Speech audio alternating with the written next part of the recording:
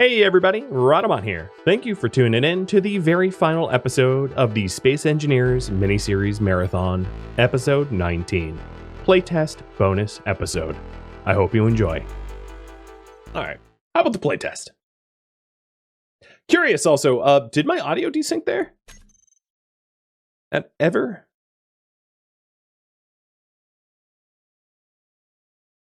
Glitch, you're the only one in chat that knows what I wanted to build, and I got nowhere close to that. But I would have had to just, like, min-max like crazy.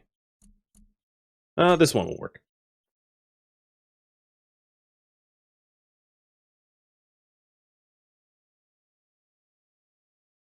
What I wanted to do is to build a Borg cube. But I will do a little base tour of my Borg cube. My really weird Borg cube. Also, music, what the hell? So this is what I wanted to build, which was a bit outside the scope. Hold on, I gotta fold this up.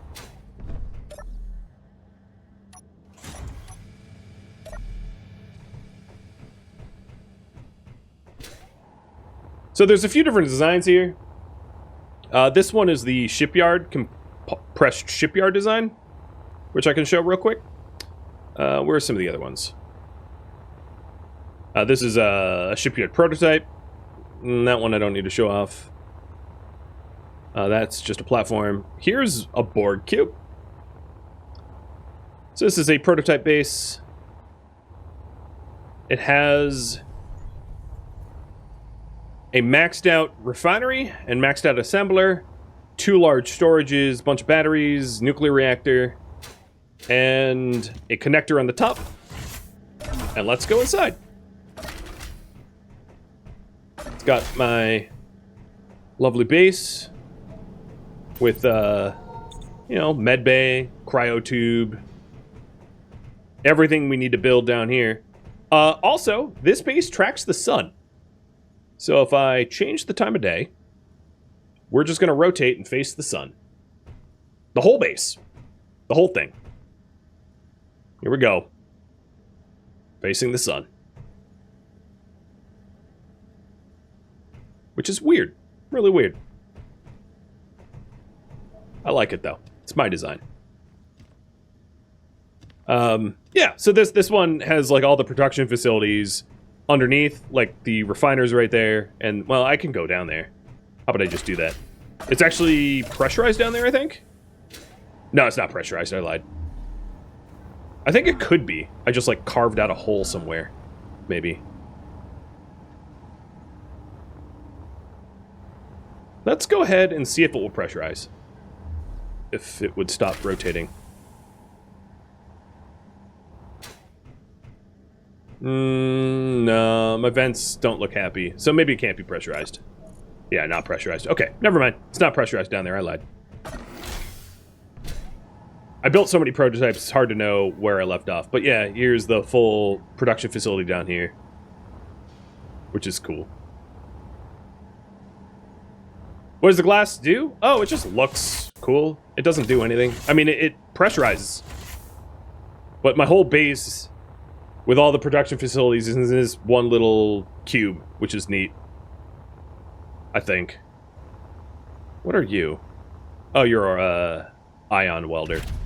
You can put welders on your ships and just weld things with them.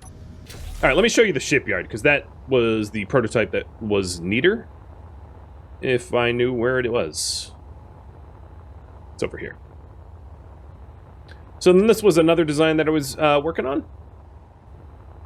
It was in progress, but the top section still has the same living facility as the other one, where you can live in this top sliver. But the bottom does a lot of stuff. So this bottom section, here, let me move the sun so it's not dipping behind the alien planet. This also follows the sun, where it will track and face the sun so that the solar panels work. This one will also has deployable oxygen array. So I will deploy the oxygen. Oxygen comes down and starts to generate oxygen automatically. It also has sensors so that if I retract the bottom of the base, it folds up. And I'll show you that in a second. So here's my oxygen. And given enough time, it will go full efficiency because I'm facing the sun and it's got full sunlight. There we go, full efficiency. But let's say I wanted to close the base. Base is folding up into a cube again.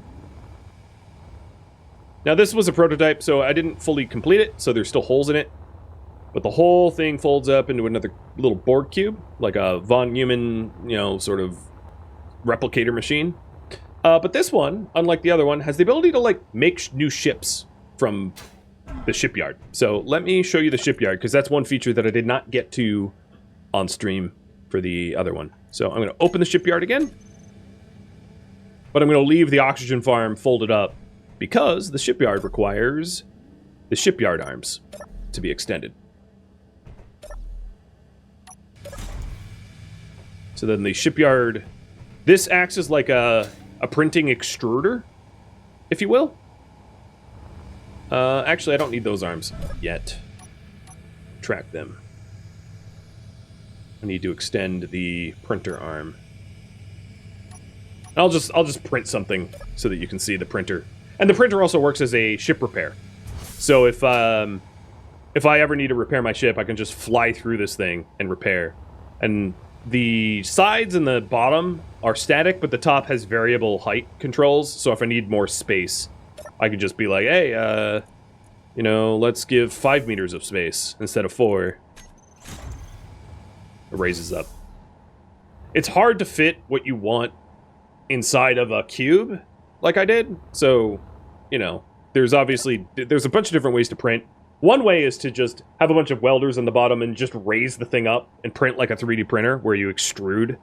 And this is pretty much that, just compressed. So, this will look familiar to you. Oh, that's not it. Where's my real ship? The real ship has an ore. Yeah, so this has the ore detector on the back, but it looks like this instead. Very similar to what I built on stream. Very similar. So let's build a copy of this. It can only do one grid, so I'm not going to be able to do the ore detector on the back.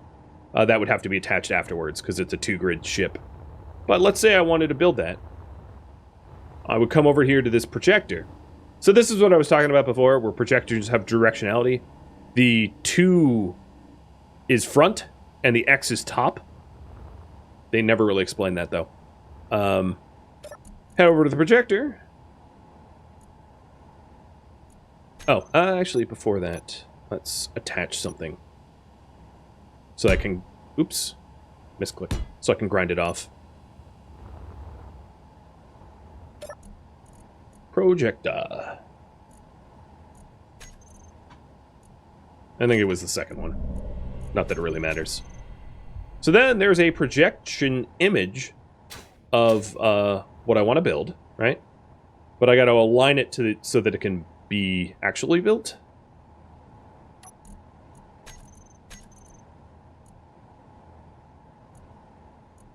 So here's the shipyard projector.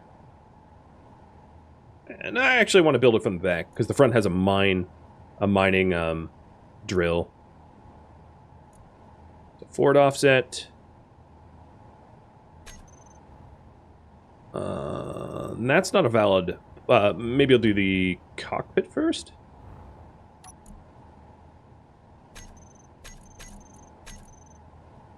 But yeah, printing is pretty cool. Because it allows you to repair and... There we go. Is this gonna fit clearance? I think it will. I think it will. This might fail. I'm not 100% sure this is gonna print correctly. Because, you know, sometimes it takes a few attempts. But, here, I'll quick save. Fire up the welders.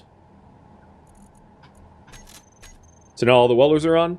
And they'll build anything that can be built. And then I will pull the arm back through the welders, and hopefully I'll have a printed ship when I'm done.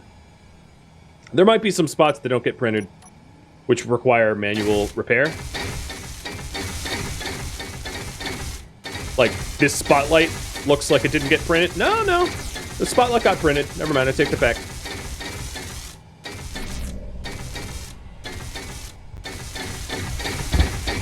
Oops. It kind of bounced around a little bit and clipped. Here, I'll use my head to push it up. I'm joking. That's not how that works.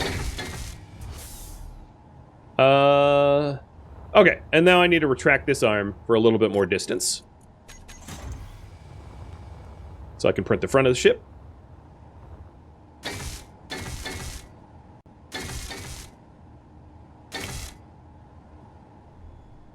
Alright, let's see. Shipyard.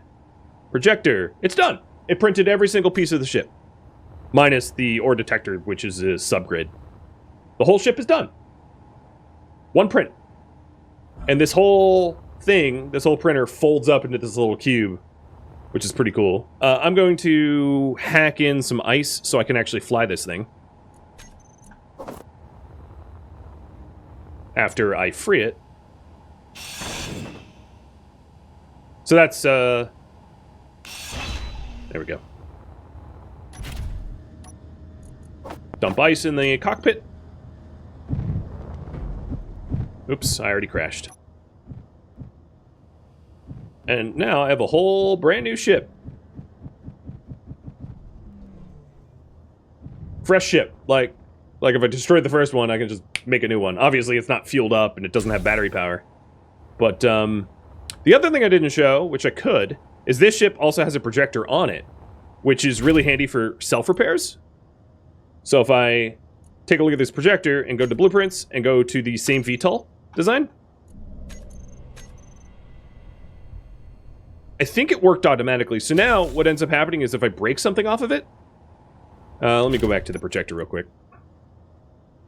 Projector, keep projection. Okay, it's already on. Cool. Break something on it. Oh, hey, look, I'm missing a hydrogen thruster. Or, hey, look, I'm missing a conveyor. And I can either repair that manually, or if the repair is annoying enough, like let's have this be a partial broken, let's have this be fully broken, and let's actually get rid of our, well, that's fine. So if the repairs are extensive enough, whoa! Okay, well they're extensive enough now, right? Because I made sure of that. If the repairs are extensive enough, I can just fly through the shipyard and just like get it repaired. So let's do that. There's my drill. There's all the other things that I broke around the drill, because I was not careful.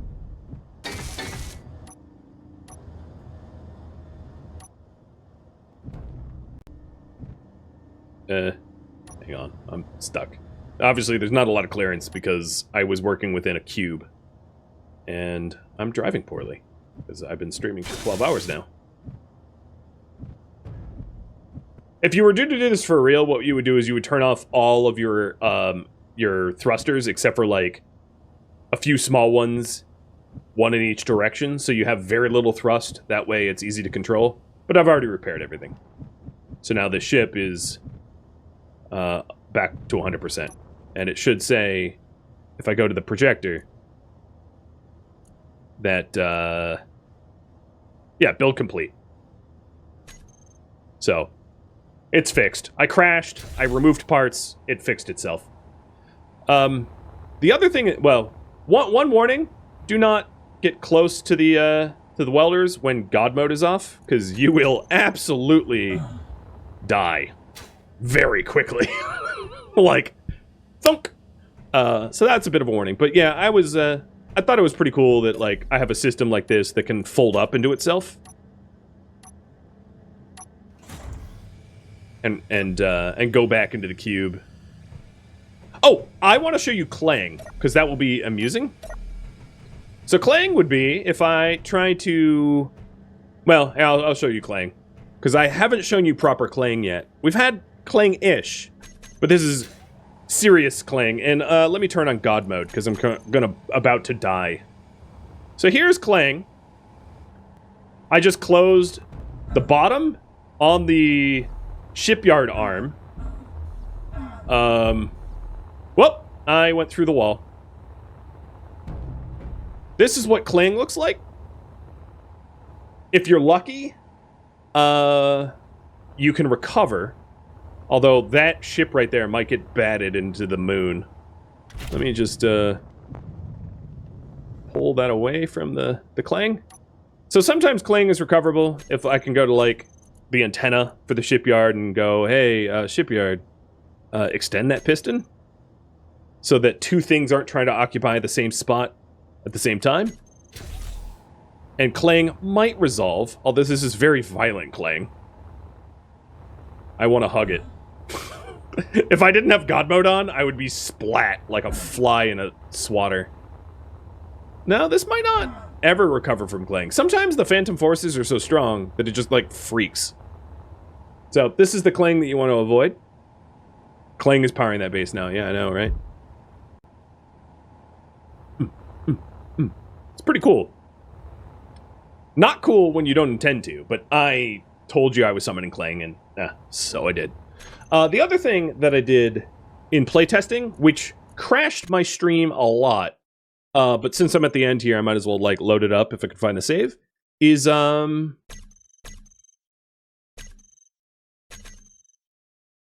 drones.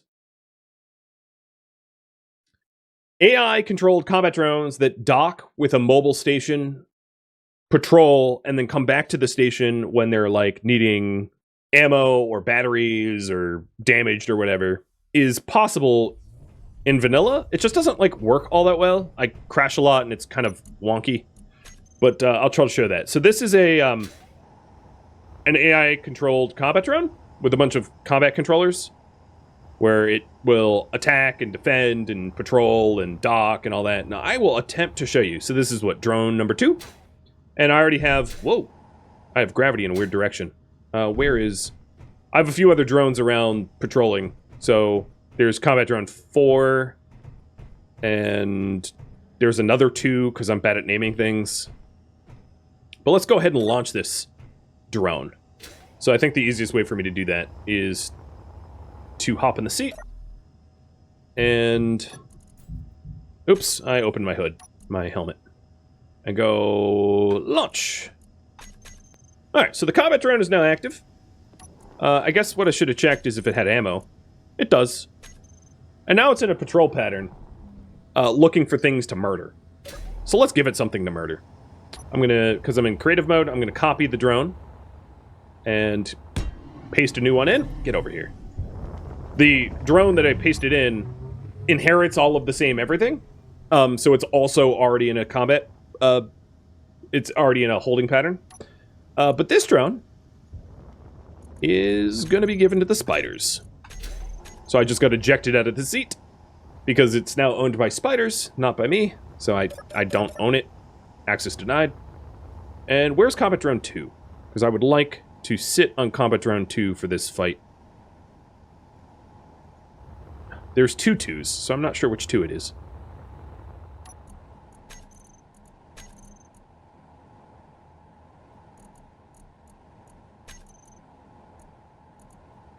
And this is where things got buggy for me, which is why I didn't bother trying to make these... Oh, no, it's working. They're fighting. I wonder which one will win. So this is the drone that I own, obviously. And then that's the spider-owned drone, and they are duking it out.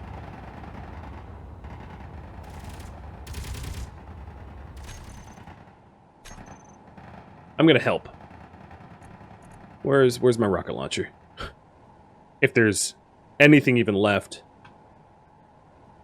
Yoink! I have a bazooka. What's funny about that is, like, they took off. They're like 2 kilometers out that way. They were fighting, and they're in, like, an orbiting attack pattern, and they just, like, left the zip code. They're like, alright, we're done. Bye. Because I think they're both trying to strafe around each other, but they move at the same speed because they're literally the same design, that they can't outmaneuver one another, so they're just taking off down the, Do not spawn a rocket in front of your face, because I was moving at 100 meters a second. The rocket wasn't. The rocket killed me. I am now invulnerable. Where is my drone? Where is even the enemy drone? Well, let's tell drone 4 to come back to port. So drone 4, come land. I'm not sure if drone 4 is like a fully functioning drone, but it is moving towards me, so I'm going to assume it's going to dock. So as you can see, this station tracks the sun, just like the other stations do. So this dock here for the drones is a mobile one. It's not a stationary dock. But I don't... it looks like it's going to dock. I'm going to go sit on it. Watch it docking. Wait, come back. You're faster than me. Oh yeah, here goes. Coming into port. And connected. Nice. And then it recharges, it re-ammos, and then I can just go, hey, go fight, go patrol. And now it's in a patrol pattern. Circling around, the patrol pattern I have it set up for it is it circles around my home cube at about 2.5 kilometers, fighting anything that comes to mess with it. So, I don't know, it's pretty neat. That's another thing I wanted to show, that the game allows you to do some pretty crazy things like that. It doesn't, I will say the like AI controls are like a little without mods or scripts. They don't work great. They work, but they don't work great. But yeah, you can design some pretty cool things. Like the... Oh, is this... Oh no, this is my welder. What happened to you, welder? You got... Oh, I think you got clanged. I think... This thing got real broken. I'm not sure what happened to it. But yeah, there's a lot of really cool things you can do. And I didn't even show like large form factor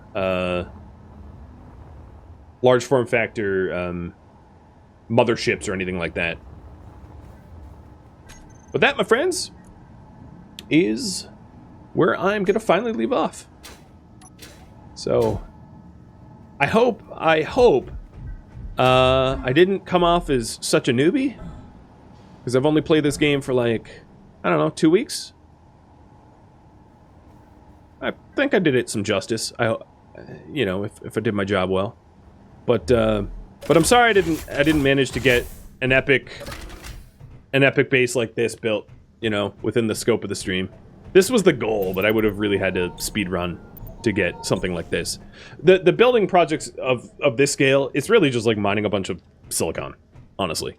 The only difference between what I left off on stream, on the main series, and what you see here is just a bunch of silicon windows, is really the only difference. My other base still had solar, it had a refiner, it had large storage, it had a assembler, it had pressurized cabin, it had a medical bay. It just didn't have a bunch of windows. Had some windows. I did build some windows. Thank you for tuning in to Space Engineers, which originally streamed live on Twitch September 23rd as a mini-series. If you have any questions for me, let me know in the comments below. If you have any feedback, well, keep in mind that this series was a one-time streamed only series, so changes cannot be made, and I don't have any plans to play Space Engineers again, so tips aren't needed. If you would like to catch live streams of mine, Rhadamant.com has my stream schedule and countdown timers to upcoming streams. And if you would like to join my online gaming community on Discord, a link can be found in the description of this video or at Rhadamant.com as well. Thank you so very much for watching, and a special thank you to my Twitch subscribers, Patreon patrons, and viewers like you that support the channel and made it all the way to the credits. Thank you so very much. Hope to catch you next episode or an upcoming stream of another game. Farewell, my fellow engineers,